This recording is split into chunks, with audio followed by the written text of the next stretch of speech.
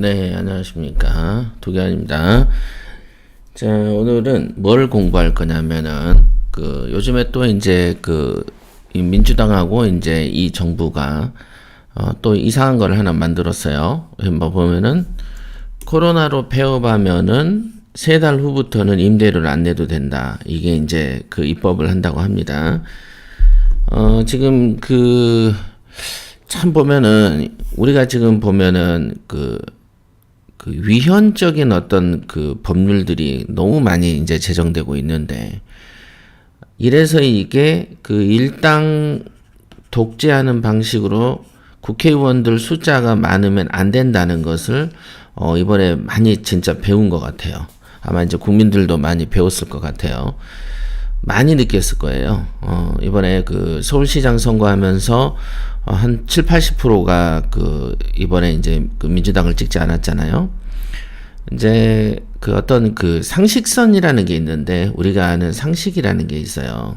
상식. 우리나라는 자유민주주의 국가죠. 자유롭게, 그 다음 민주주의고, 국민이 주인이고, 그 다음에 자유가 되게 중요하거든요. 자유.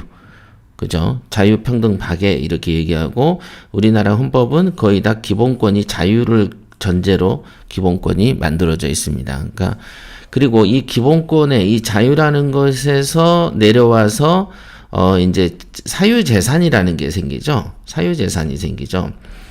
자유기 때문에 국가가 내가 벌은 재산을 건들면 안 돼요. 근데 이제 자유라는 단어가 그렇게 중요한 단어입니다. 이게 이제 옛날에 왕정, 그죠? 옛날에는 신분사회였잖아요. 그래서 이제 자유라는 거는 굉장한 화두였죠, 화두. 그죠? 그렇기 때문에 신분사회에서 종속됐다 보니까 언제든지, 재산도 뺏기지만 내 몸도 뺏겨서 노예가 될 수도 있는 사회에서 살다가, 근데 민주주의 국가로 오면서 왕정이 무너지고, 황제도 없어지고, 그러면서 신분이 타파되고, 그죠? 그러면서 자유라는 게 등장한 겁니다. 그러다가 이 자유주의 진영이 이제 미국이고, 공산주의 진영이 소련이었죠. 그죠? 소련의 이제 공산주의는 재산을 공동으로 사용한다. 공산주의죠. 재산이 공동이다. 그래서 국가가 전부 다 국유를 하고, 국가한테 국민들이 배급을 받죠. 이런 형태가 공산주의 국가입니다. 그러다 보니까 국가가 재산을 가져버리기 때문에 자유라는 단어랑 완전히 배치가 되죠. 그래서 국가 중심으로 가는 국가주의, 전체주의, 히틀러의 전체주의죠. 나치즘이라든가 뭐 이런 거, 이탈리아의 무솔리니라든가 이런 어떤 전제주의, 그죠? 그 다음에 우리가 흔히 알고 있는 포퓰리즘, 그런 사회 속에서의 진영과 자유주의 진영은 내가 노력하면 내가 노력한 것만큼 내가 성공하는 것이죠. 그런 사회가 지금 이미 자유주의 진영이 성공했고, 공산주의 진영이 소련이 붕괴됐고, 최근에 이제 중국도 붕괴될 뻔 하는데, 시진핑이가 되면서 종신 집권 제도로 바꿔서 시진핑이 현대식의 황제 비슷하게 이제 선언한 거죠. 종신 집권이라고 하더라고요. 이거 어디서 많이 들어봤죠? 이게 이제 흔히 말하는 독재라는 것이죠. 나 혼자 다 해먹을 거야. 우리나라도 군사 독재 경험이 있지 않습니까? 자, 요런 개념이 이제 미국식의 어떤 자유민주주의 국가랑 많이 달라요. 근데 이제 자유민주주의 국가는 말 그대로 사유재산이라는 게 핵심 사항입니다. 사유재산, 내 재산. 그래서 이 사유재산에 대해서 내 마음대로 계약을 하죠. 그래서 계약 자유의 원칙, 이게 이제 민법에서 흘러가는 되게 중요한 어떤 법적인 이념입니다. 계약 자유의 원칙이죠. 계약은 자유롭게 한다. 그런데 이 계약을 마음대로 할 수 없어서 법으로 규제하는 게 있는데, 그게 특별한 경우에 상가 임대차 보호법, 주택임대차 보호법, 약자를 보호하기 위해서 일정 정도 한에서는 계약 자유의 원칙을 침해한다. 그러나 이게 본질적인 자유의 기본권을 해치면 우리 사회인 자본주의 경제를 훼손시킬 수가 있죠. 그죠? 자, 요런 거를 잘 만들어라고 뽑아놓은 게 이제 국회의원인데, 어디서 이상한 똘마니 같은 애들 뽑아놔가지고 이번에 뭔가 정말 잘못했어요. 물론 이제 박근혜의 국정농단 이후에 어떤 이제 오는 국민들의 반발심, 이걸로 어부지리로 이상한 운동권 애들, 머리에 든 거 없는 애들, 이번에 많이 겪어봤잖아요. 시민단체니, 그 다음에 또 뭐가 있냐, 뭐, 민변이. 저는 옛날에 민변이 좋은 일 하는 데인 줄 알았어요. 그 다음에 참여연대니, 다 좋은 데인 줄 알았어. 그게 아니었어. 그러니까 얘네가 현 정권의 지지 세력인데, 지금 하는 거 보세요. 여기 출신들 뽑아서 쓰는 거 보면은, 지금 기본적인 어떤 법치에 대해서 이해력이 너무 없는 애들이 변호사로 많이 들어와 있고, 어떤 그런 거 있잖아요. 내가 운전 기술은 좋아. 그죠? 버스 기사들 운전 기술 좋지 않습니까? 여러분들 일종 보통 소형 몰잖아요. 이종 소형, 대형 안 몰죠. 거의 대다수는. 그러나 일종의 대형을 모는 버스 기사가 운전 기술 더 좋잖아요. 우리보다. 그러나 버스 타보면 승차감이 엉망이고 타면은 그 승객들한테 불쾌감을 조성하는 사람들 훨씬 많죠. 이건 운전 기술과 별도로 어떤 그 인간에 대한 존엄에 대한 존중에 대한 사고도 중요한 건데, 이 변호사들이 법을 배워서 시험만 볼 줄 알았지 이 법이 갖는 어떤 그 하나의 잣대로 다수가 피해를 볼 수 있다는 생각은 못 하는 것 같아요. 지금 이게 바로 코로나로 폐업하면 3달 후부터는 임대료 안 내도 된다라는 것은 마치 정부가 편가르기를 하는 거죠. 정부는 국민 전체를 대변하는 것인데 이 정부는 그게 아니에요. 있는 사람들을 적대시하는 정책을 펼칩니다. 이게 전형적인 그 공산화될 때 부르주아를 척결하면서 막 사람을 그 있는 사람들, 자본가들을 적으로 대하는 방식으로 얘네가 정책을 쓰고 있단 말이에요. 근데 이런 게 한두 개가 아닌데 또 하나가 또 나온 거죠. 한두 개가 아닙니다. 오죽하면은 헌법소원을 걸었겠어요, 우리가. 언제 뭐 한 몇천만 원 걸어가지고 그 헌법소원까지 걸 때는 그 억울함이 있어서 하지 않겠습니까? 그죠? 자, 폐업하면은 3달 후부터는 임대료 안 내도 된다라는 법을 만들겠다는 거예요. 그러니까 통상적으로 상가 같은 경우는 1년 정도가 보편적으로 그 계약을 합니다. 그리고 나서는 원래는 5회까지 연장해서 5년 갱신까지 가능했었던 법을 2018년에 뜬금없이 10년으로 연장을 했죠. 그러니까 어떤 그 임차인이 10년씩 그냥 그 자기가 성실하게만 또 5%씩 이상 못 올리게 해놨으니까 요 계약만 아니면 10년간 장사를 해먹는 거야, 한 장소에서.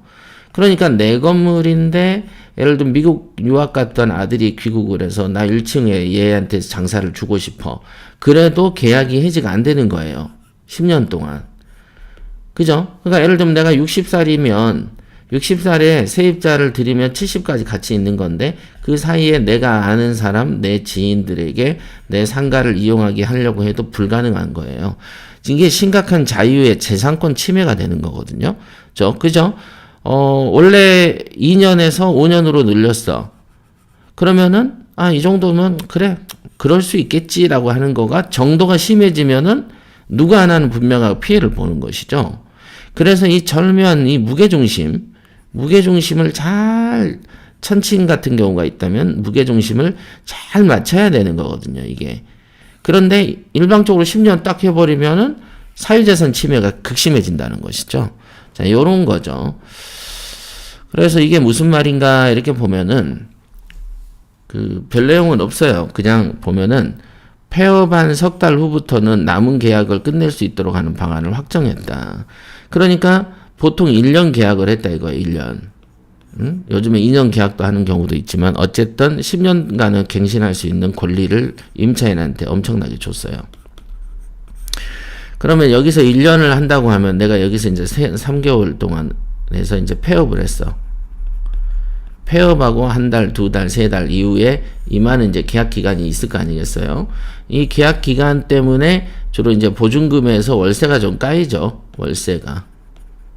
그죠? 월세가 까이고 보증금을 가지고 있는 상태에서 만약에 이때 이제 폐업을 할 것 같으면 보통은 임차인이 집주인하고 얘기를 하죠.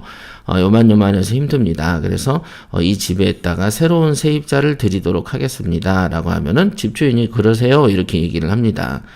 그러세요? 그러지 아니 못 드려. 너는 네 보증금 까일 때까지 죽어봐. 이런 얘기 안 하거든요. 집주인들이. 그죠? 그래서 그러면 여기서부터 이제 세입자를 찾죠, 통상. 이렇게 찾아요. 그 다음에 이 세입자가 생기면 이 세입자가 생기는 동안에, 월세는 어쩔 수 없이 내줄 수밖에 없는 거죠. 왜냐면 계약이니까. 월 얼마씩 내고 계약을 1년간 유지하는 걸로 계약서를 썼으니까. 이게 사유재산에 대한 계약 자유의 원칙이고, 20살 넘은 성인이 한 거니까. 그러니까 요 계약은 지켜져야 되는 것이죠. 그러나, 새로운 임차인을 데리고 왔을 때 보통 집주인이 승계를 해주죠. 그러면 이런 관행들이 있다는 것을 얘네는 모르는 것인가? 그러면은 그냥 오로지 3개월 지나면 세 내지 마. 이래버리면은 어떻게 됩니까? 여기서 발생할 수 있는 문제가 뭐가 있을까요? 복비가 문제된다, 이게. 보통은 이 기간이 종료되면 이때 이제 그 임대차 그 중개 수수료가 발생하는데, 만약에 요때부터 안 내도 된다라고 법으로 정해버리면은, 집주인 입장에서는 세입자가 이렇게 들어왔다가 폐업하고 3개월 후부터는, 그냥 보증금 내줘야 되는 거죠. 보증금을 내줘야 돼요. 보증금을, 계약은 분명히 12개월 또는 24개월을 정했어도, 세입자의 상황에 맞춰서 보증금을 내줘야 된다라는 어떤 뭐라고 해야 되나, 불확정적인 지위에 처한다, 이게. 그렇죠. 그런데 보증금을 내줄 뿐만 아니라 또 세입자를 들으려면 중개수수료를 또 줘야 된다는 것이죠. 중개수수료의 문제가 또 하나 발생해요. 그 다음에 또 하나 뭐가 생기냐면은 이번에 나왔던 임대차 신고제에 있었잖아요. 세입자가 1년 동안 있다가 다음 세입자가 들어오면 이때 가서 신고 의무가 발생하면 되는데, 이때쯤에 나가면 또 이때 세입자를 들으면 또 한 번 신고를 해야 되는 것이죠. 그러니까 집주인을 볶아서 죽여버리는 거죠, 집주인을. 그러니까 복비라는 거를 어떻게 처리할 거냐. 그럼 없는 손해가 또 들어가잖아요. 그죠?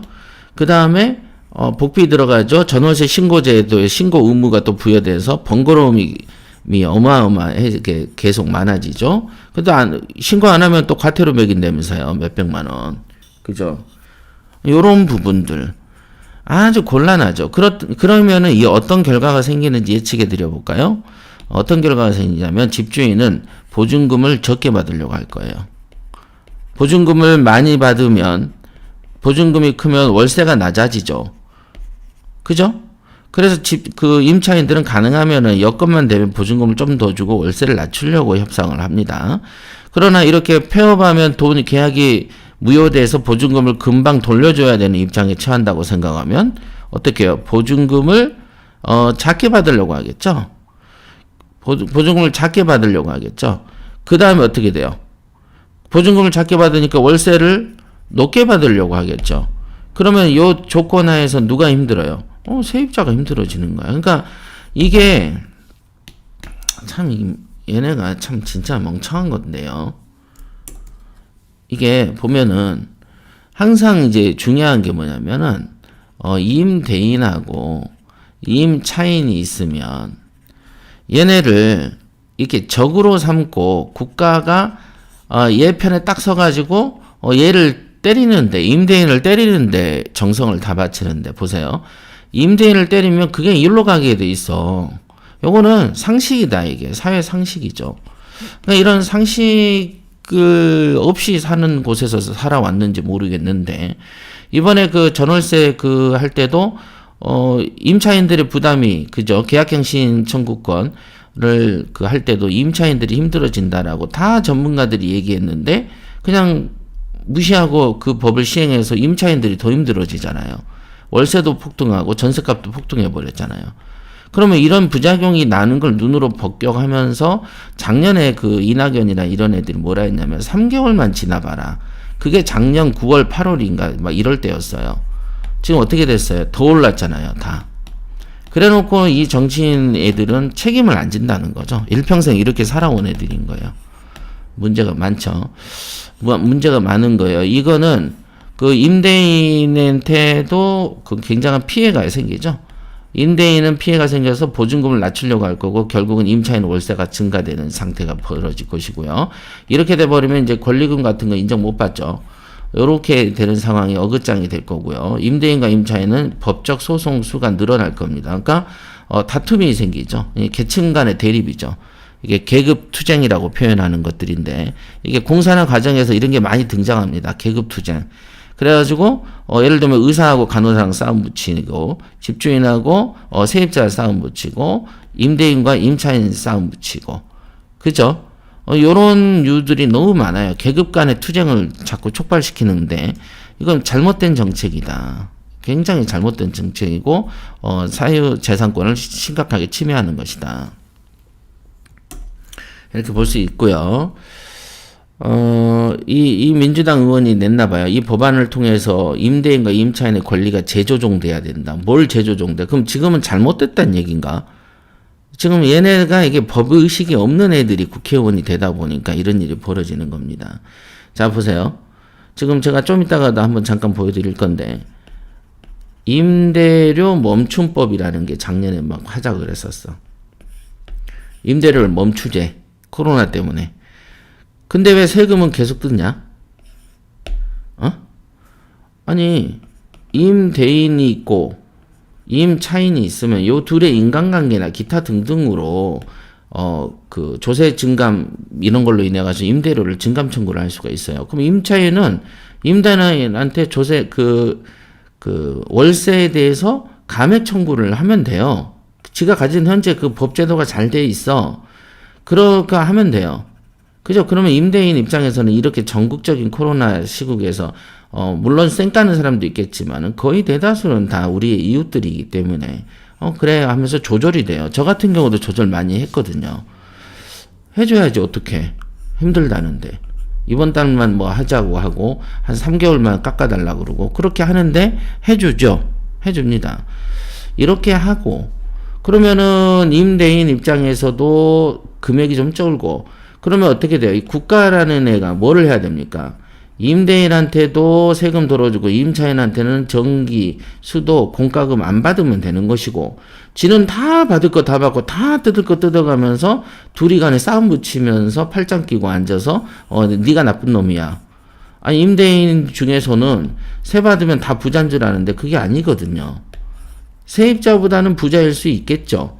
그러나 대부분 생계형이 많습니다. 그리고 이게 건물을 가지면은 왜 죄인이 되는 거예요? 지그들은 다 갖고 있잖아요. 청와대부터. 그죠? 좀 이상한 나라가 지금 돼버렸는데, 지금 이것도 국가는 지가 양보해야 될 건 하나도 양보 안 하고, 다 이게 남과 남을 싸움 붙이는 방식이다, 이게. 특히 좀 전에 말씀드렸지만은, 3개월이라는 기간이 왜 등장했는가는 여러분들이 상가임대차 보호법을 보면 아는데,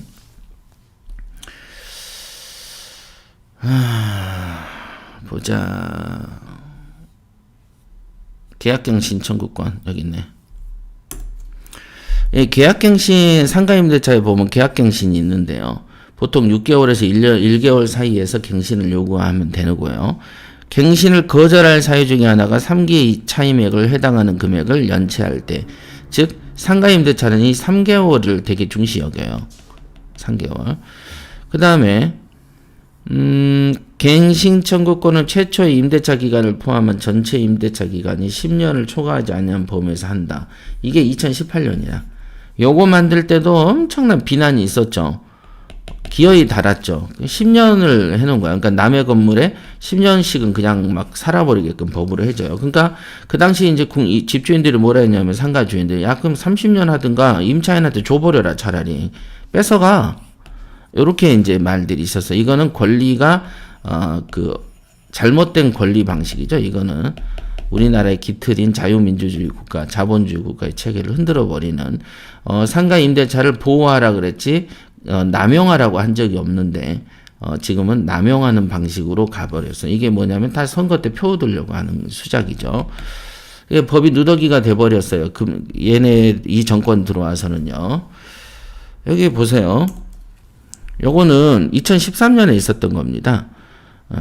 조세, 공과금, 주변 상가 건물의 차임 및 보증금, 그 밖에 부담이나 경제사정 변동, 이게 다 코로나 시국을 예비한 거죠. 이런 것들. 차임하고 보증금의 증감을 청구할 수 있다. 이렇게 해서 청구할 수 있게 돼 있어요. 그러면은, 아무래도 이제, 낮춰지지. 비상식적으로, 난 절대 안 깎아. 그러면 거기서 피해자들이, 임차인들이 한둘은 생기겠죠. 임대인하고 관계에서 생기지 다른 임대인들하고는 관계가 없지 않습니까? 그럼 임대인하고의 어떤 그 사이가 생기겠죠. 그러면은 임차인도 항상 이 계약이라는 걸 조심히 해야 되고, 임대인도 이렇게 고집을 피우면 다음 임차인이 잘 안 들어오죠. 그러면 또 몇 개월 손해보고 그렇게 합니다. 그게 이제 그 임대차의 기본적인 속성이죠. 그렇습니다. 계약갱신 청구권. 그래서 여기가 통상적으로 임대인의 통고를 받은 후 3개월이 지나면 효력이 발생한다. 그래서 원래 이제 그 차임을 3개월 연체하면은 통상적으로 상가도 해지됩니다. 그러니까 해지가 돼버리거든요. 통상. 그러면 집주인이, 상가 주인이 해지해서 나가세요. 이렇게 되는 흐름이 존재하는 게 하나 있는데, 여기에서는 3개월 폐업을 하면, 폐업하고 3개월이 지나면 여기서 이제 해지가 된단 말이에요. 그러면 해지 수순을 밟으면 되는데, 해지를 해놓고서도 임차인이 이 집에다가 집기류라든가 기타 등등 권리금을 행사를 요구하면서 계속 버티는 수가 생긴단 말이죠. 그러면 그랬을 때 당연히 월세는 계속 받을 권리가 존재해야 되는데, 여기에서 지금 얘네가 지금 입법 추진하는 건 3개월이 지나면 해지하고 월세 안 줘도 된다, 이렇게 돼 있다고. 물론 법을 보강할 때 건물하고 어떤 이거 그 뭐라 그러나, 그걸 동시행 항변이라고 그러죠. 건물을 인도받으면서 보증금을 주는 방식이 이루어지겠죠. 그죠? 현재 방식으로도 충분히 처리되는 것을 굳이 표어들려고 이런 법을 만드는 것이죠. 그래서 뭐가 생기냐면 분쟁이 생긴다. 분쟁이 생깁니다. 100% 분쟁 생깁니다. 요즘에는 그 법조계만 특수라고 하지 않습니까? 하도 이제 뭐 소송하고 싸움이 많이 생기고, 계약갱신 청구권 때문에도 소송에까지 붙어서 최근에 대법원까지 간 사례도 있지 않습니까? 계속 이런 게 생겨요. 변호사들은 좋겠어요. 이런 거 계속 생기니까. 자, 지금은 이 코로나로 폐업했을 경우에 3개월이 지난 이후에는 임대료를 주지 말라. 요런 거 임대차 계약을 해지할 수 있다. 해지할 수 있다. 이렇게 돼버렸어요. 해지는 집주인이, 세입자가 임대료를 3개월 안 내면 집주인이 나가세요라고 하는 것을 해지라고 하죠. 그래서 집주인이 해지 권한을 줍니다. 그죠? 아니면은 코로나로 한다. 오늘 폐업한다 그러면 이 사람은 폐업할지를 이때 알잖아요, 솔직히. 그럼 이때부터 집주인하고 얘기해서 새로운 임차인을 드리겠습니다라고 하면 될 일을, 왜 이러면 이 악법까지 만들어 가면서 생색내기를 하면서 표장산을 하느냐. 그 다음에 이 법을 입법을 할 때 어떤 이제 관점에서 벌써 좀 임대인을 타격을 주려는 어떤 방식이 너무 노골적으로 드러난다. 이런 거. 그러면 또 악용이 되면서 분쟁이 많이 생길 것이다. 이렇게 추정해 볼 수 있어요. 그래서 이런 법은 좋지 않은 법이다라고 보실 수 있다. 현행법으로도 충분히 커버할 수 있다. 예, 여기까지 하겠습니다.